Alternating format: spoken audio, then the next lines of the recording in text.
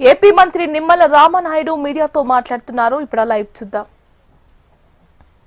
పాలనలో మళ్ళీ మా యొక్క జలాశయాలన్నీ కూడా కలకల్లాడుతూ కనిపిస్తున్నాయని స్వయంగా రాయలసీమ రైతులు రాయలసీమ ప్రజలే ఈ రోజు చెప్తున్నటువంటి పరిస్థితి ఉంటే మరి యొక్క వైఎస్ఆర్సీపీ వాళ్ళ కరపత్రిక రోజు చేసేటువంటి విష ప్రచారం ఇదే ఒక సమాధానం అనే విషయాన్ని కూడా సందర్భంగా తెలియజేసుకుంటూ మరి అదేవిధంగా మీ అందరికీ తెలుసు హంద్రీనివా అంటే రాయలసీమకి ఒక హార్ట్, ఒక జీవనాడి.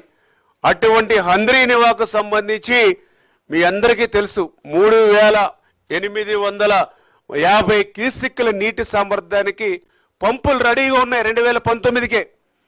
ఆ రోజు చంద్రబాబు నాయుడు గారు ముఖ్యమంత్రిగా 2019లో దిగిపోయేటువంటి సమయానికే అక్కడ 3850 సామర్థ్యం కలిగినట్టు పంపులు ఉన్నాయి హంద్రీనివాకు. నువ్వు రాయలసీమ బిడ్డ అని చెప్తూ ఉంటావు. మరి రాయలసీమ బిడ్డ అని చెప్పుకునేటువంటి నువ్వు 5 సంవత్సరాల నీ పరిపాలనా కాలంలో 3850 క్యూసెక్కులకి రెడీగా ఉన్నటువంటి పంపులను కూడా ఉపయోగించుకోలేకపోయావు. ఎందుకు కారణం అని చెప్పి ఈరోజు జగన్మోహన్ రెడ్డి గారిని సూటిగా మేము ప్రశ్నిస్తూ ఉన్నాం.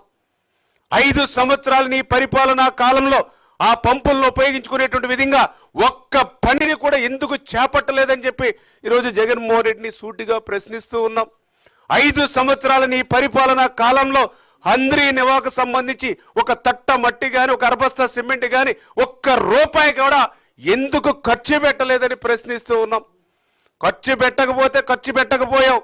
కనీసం నీ 5 సంవత్సరాల్లో హంద్రీనివాకు ఉపయోగించుకునేటువంటి కరెంటు మోటార్ల బిల్లులు కూడా ఎగ్గొట్టి ఎందుకు పోయావని అడుగుతూ ఉన్నాం.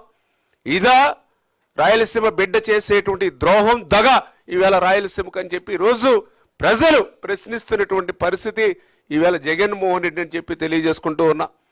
మరి ఈరోజు కూటమి ప్రభుత్వం అధికారంలోకి వచ్చింది.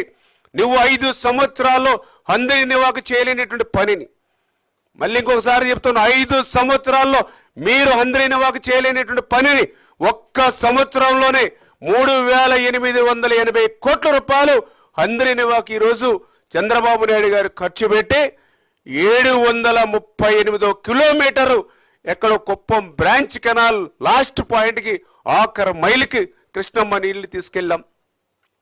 మడకసిర బ్రాంచ్ అత్యంత వెనకబడినటువంటిది, ఎక్కడో కర్ణాటక సరిహద్దు అయినటువంటి మడకసిర బ్రాంచ్ ఆఖరి 490 కిలోమీటర్ వరకు కూడా కృష్ణమ్మ నీళ్లను తీసుకెళ్లినటువంటి పరిస్థితి.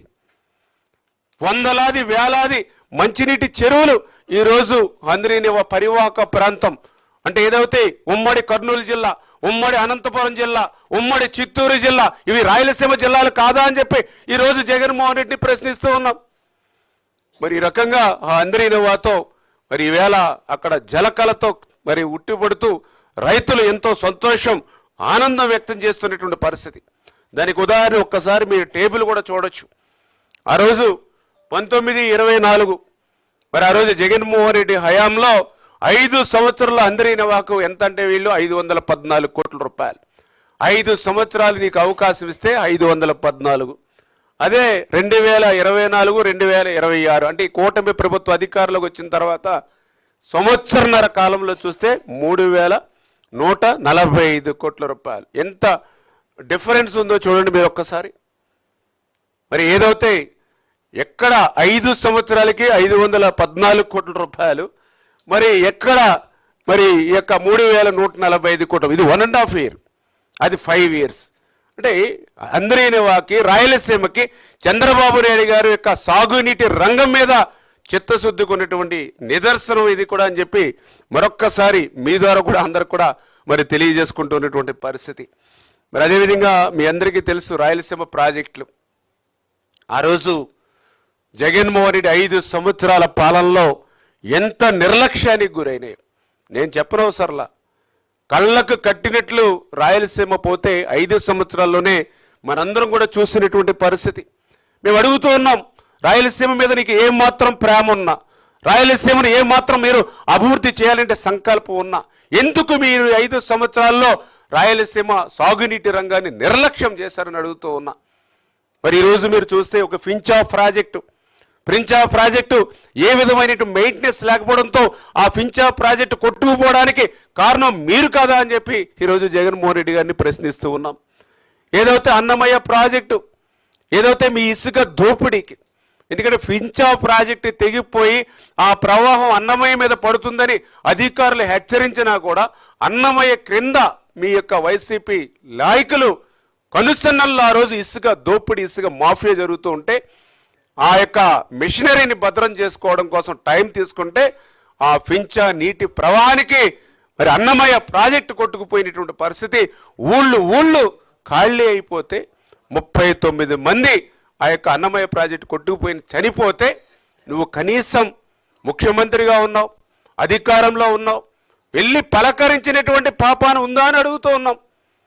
ఒక ప్రాజెక్టే కొట్టుకుపోయి 39 మంది చనిపోతే కనీసం ఆ రాయలసీమ బిడ్డల్ని పలకరించి ధైర్యం చెప్పేటువంటి పరిస్థితి కూడా లేనిటువంటి మీరు ఈరోజు రాయలసీమ గురించి ఏ ముఖం పెట్టుకుని మాట్లాడతారని చెప్పి ఈరోజు జగన్మోహన్ రెడ్డిని అడుగుతూ ఉన్నాం.